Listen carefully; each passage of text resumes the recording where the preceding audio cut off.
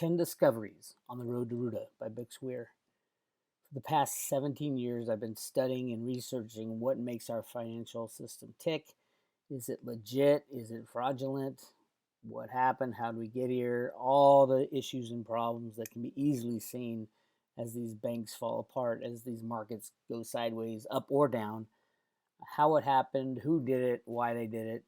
So my site, roadtoRoota.com, I've just putting massive amount of research and articles and information there. And I thought to myself, I need to do a summary. I mean, there's over 3,000 articles on that website. All of them are relevant to how we ended up here today. So I thought I'd do a summary, and these are the 10 discoveries that I've made on the road to RootA. Number 1, computer programs control and rig all markets 100% of the time. Big, bold statement to make. Is it true? Yes, it is true. I have proven who wrote those original programs. It was Alan Greenspan, the world's very first financial computer programmer.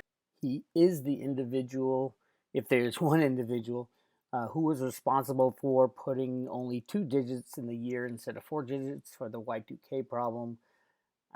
Very, very interesting information on that. You got to go to the website to get the full story, but he was in charge of the financial rigging since the 1960s, all the way through when he was the governor of the Fed and even after. So very, very important to understand that computer programs control and rig all markets 100% of the time. That doesn't mean they always have to be the one trading at the other side of the trade. It means they have to control the bands. If silver gets too high, they slam it down. If it gets too low, they bring it up. Depending on what they need for the other rigging operations that they're doing. Number 2, debt-based electronic assets and debts will be destroyed when the big banks fail. It's really not hard to see how a bank can fail. They make bets on leverage. They practice fractional reserve lending, where they only have to hold a fraction of their total amount lent, usually 10 to 15 to 1. So they, for every dollar they have, they lend out $10, which is great when asset prices go up because they make 10 times the amount of interest. But when asset prices come down, they don't have to lose much for the whole system to implode because it bites away, eats away at their tier 1 equity. And in 2008, we saw that. We saw exactly what happens when the system goes down. Banks were all selling the same assets at the same time, driving down the price of the assets. Because of the leveraged lending aspects, everybody was about to go under. They had to bail them out finally with $700 billion, which is leveraged up to $20 trillion. And Federal Reserve basically opened its coffers and said, any bank who needs money, come to us in the United States or anywhere around the world. The problem we have now is that these debt-based electronic assets and debts will be destroyed through the derivative market. The derivative market is hundreds of trillions of dollars. A derivative is just a side bet. And all these banks have made them. Anybody who hedges makes a derivative bet. The stocks and bonds being traded are just derivatives of the actual stock and bond, a derivative of the ownership share of the company. So many derivatives are floating around, and everybody owns a derivative in some form or fashion. It's kind of hard not to own a derivative. A derivative is something that derives its value from something else. It's that easy, from an underlying asset. And there are hundreds and hundreds of trillions. They say quadrillions, maybe even hundreds of quadrillions. Nobody really knows because they aren't exactly tracked perfectly. There's an OTC market, which over-the-counter market. They can trade derivatives back and forth and not tell anybody else in the world, and that's exactly what happens. Number 3, the USA is hiding vast deposits of gold in the ground for use at a future time. There's a vast amount of proof that there's a lot of hidden gold all around the world, and in the USA especially, hidden within the Grand Canyon, that you still can't go into this area. It was announced on the front page of the New York Times in 1912, right before the Federal Reserve was created. I believe that the reason that Woodrow Wilson succumbed to the bankers, because he was not a fan of banking. I believe the bankers came to him and said, if we released this gold, which was billions of ounces of gold, and the monetary system only had about 100 million ounces of gold in it at the time, if we released this gold, it would cause massive chaos, hyperinflation, things like that, because it was just too much gold to be released into the system. I believe that's why they created the Federal Reserve Bank. You still cannot go into that area of the Grand Canyon, and I have inside information, shall we say, from people who've been there, and there are military bases within the Grand Canyon. I believe they're guarded by the U.S. Marines, and you can do more research. Just go to my site. You're going to find all the backup for all this information. Also, a gigantic gold find at Chocolate Mountain in California, the Chocolate Mountain military base. Every time the United States finds a big deposit of gold, they put it into a wildlife preserve or a military base, and they lock it away for future use because they know someday the world won't accept the electronic fiat money anymore, and it's going to have to go back to gold, silver, and probably Bitcoin at that time.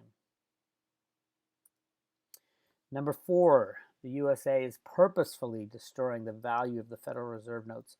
This gets back to what RootA wrote in the sand in the Federal Reserve Bank of Boston comic books, the original Road to RootA comic books.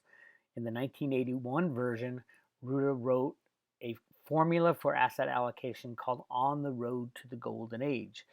And what that economic theory argues is that in order to return to a gold standard, you should first run the monetary system as long and hard as possible, soaking up all the benefits, then crash the system after it's just so overblown that nobody accepts paper or electronic money anymore. This is exactly what the United States has been doing since the 1960s. It was exactly the plan to do it. You'll hear them talk about getting budgets under control and getting the debt under control, but just look at the results. Don't listen to their words. Look what happens. It has grown at exponential levels since we went off the gold standard, and this is the reason.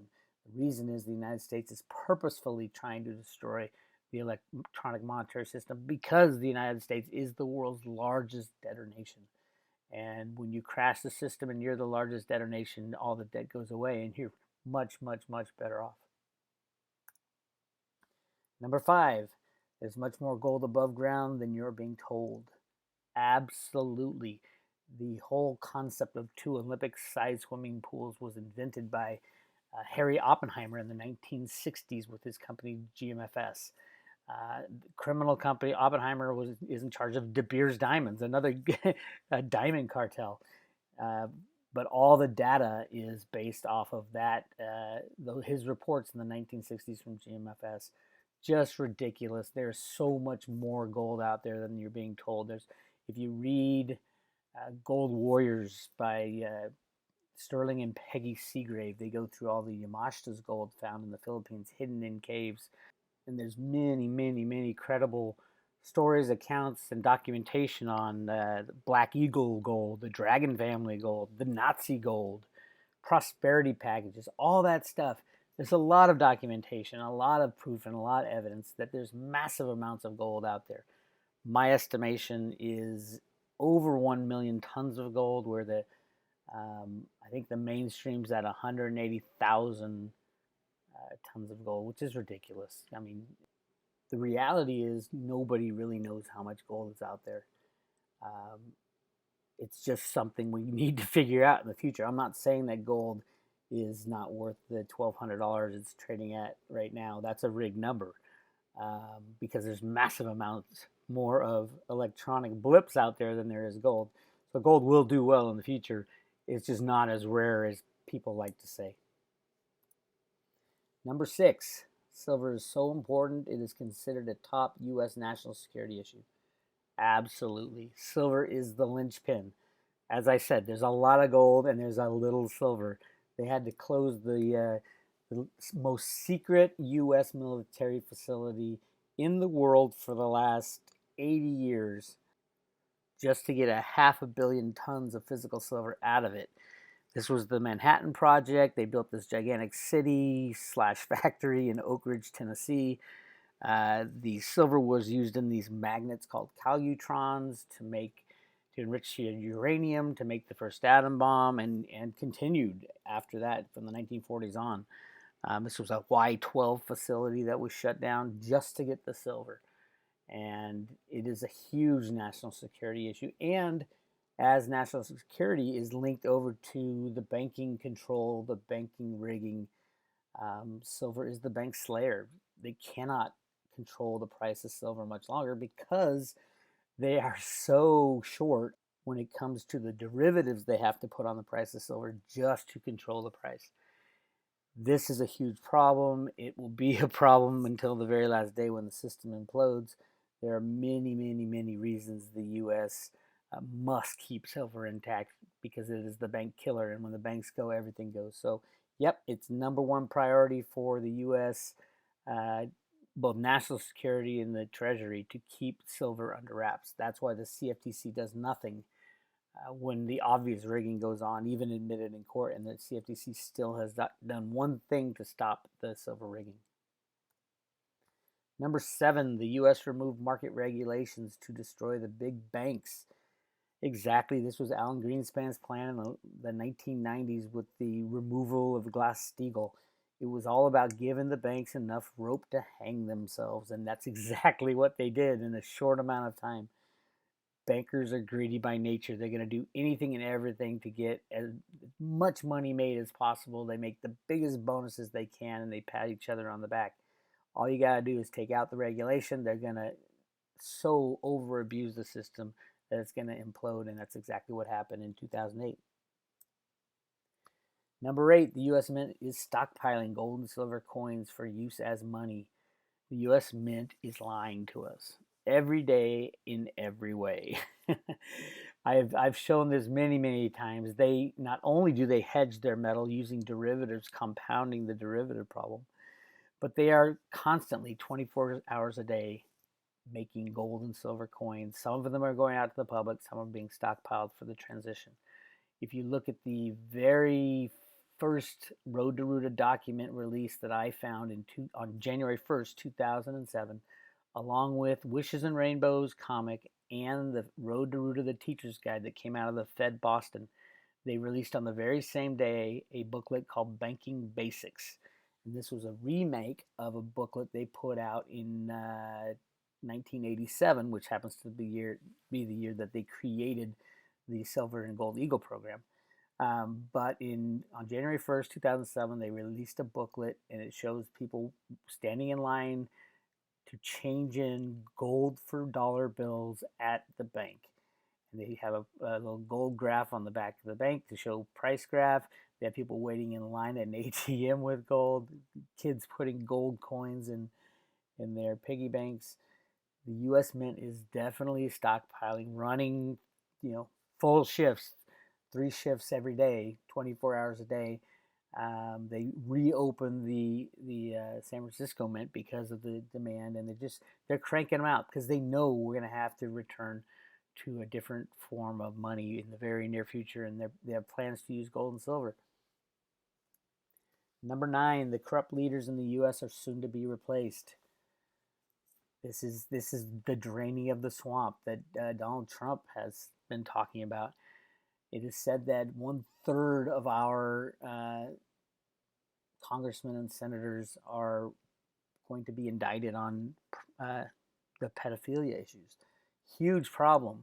And it's not just that. Even more will go. That's why I believe we might have a huge constitutional crisis is if half of Congress is implicated in one form of criminal activity or another. And we all talk about how corrupt our leaders are, but when it is shown just how corrupt and how deep the problems go, they're going to be replaced, and it's going to be hectic and chaotic, and most likely the federal government will not stay intact as we know it today. It'll go back to state government, and if anything, just a little bit of federal government control. Right now, there's over 30 million jobs, and either directly with the federal government or as contractors, and it just has gotten so way out of hand. We need to destroy the federal government absolutely and go back to state government, and with just a little bit of their of a federal government control as per the Constitution.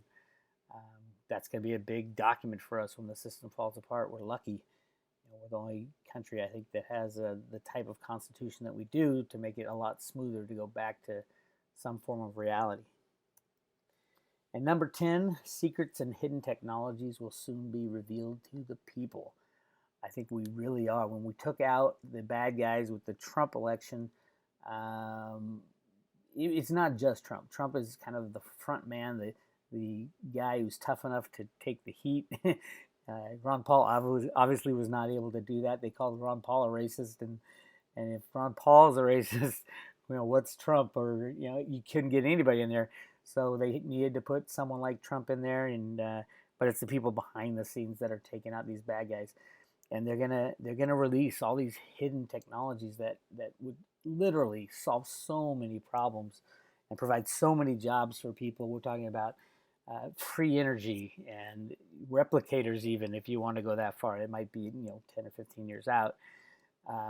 Anything from healing machines and vibrational healing, which is it's actually starting to go mainstream in certain areas in Germany, and all that stuff. And then we have the issues down in the Antarctic that everybody's talking about. And, I agree that there is a civilization that they're uncovering down there with a lot of highly, highly, highly important technologies that will be released to humanity. I am a little worried that they haven't released any information yet, but it is already leaking. We already know that massive amounts of supplies are going down there. It's not just a couple scientists drilling a hole in the ice. There's something very big going on down in the Antarctic. John Kerry was down there on election night. The Pope's been down there. Obama went down there. I'm sure Trump will go down there. Putin is going down there. It's a big deal what's going on in Antarctica, and I believe it has to do with the discovering of a much more advanced civilization that they were the real builders of the pyramids that we have today.